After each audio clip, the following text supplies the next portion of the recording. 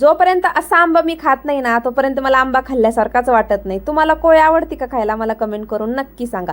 असो, माझं routine share करते. सकाळी इथं मस्त असा किचन वाटा धुतला, पण हे जे डाग आहेत ना ते कशानेच आधी किचन वाटा क्लीन केला. त्याच्यानंतर दूध तापायला ठेवलं. शिळ्या दुधाचा चहा बनवायचा होता. इथं ताजं दूध होतं आजचं, ते तापायला ठेवलं. त्याच्यानंतर मग मस्त असं आहे ना चहा नाश्ता झाल्याच्या नंतर आहे ना म्हटलं चला जेवणाची तयारी करूया. आज जेवणामध्ये मस्त असा मेन्यू होता बरं का. मस्त असं दही घेतलं होतं, त्याच्यानंतर काकडी घेतली, चपाती घेतली, बघू शकता खूप छान अशी शेंगदाण्याची चटणी आणि बटाट्याची भाजी तर एकच नंबर झाली होती.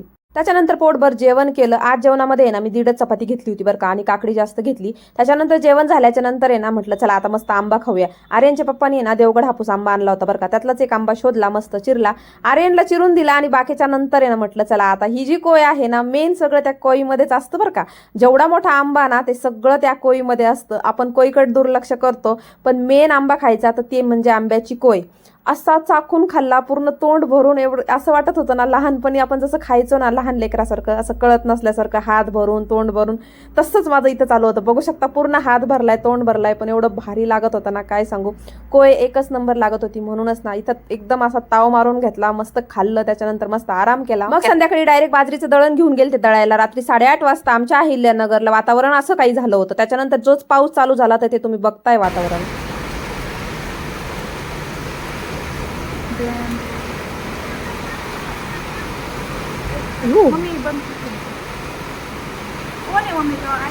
हा ना, मला भीती वाटू राहिली.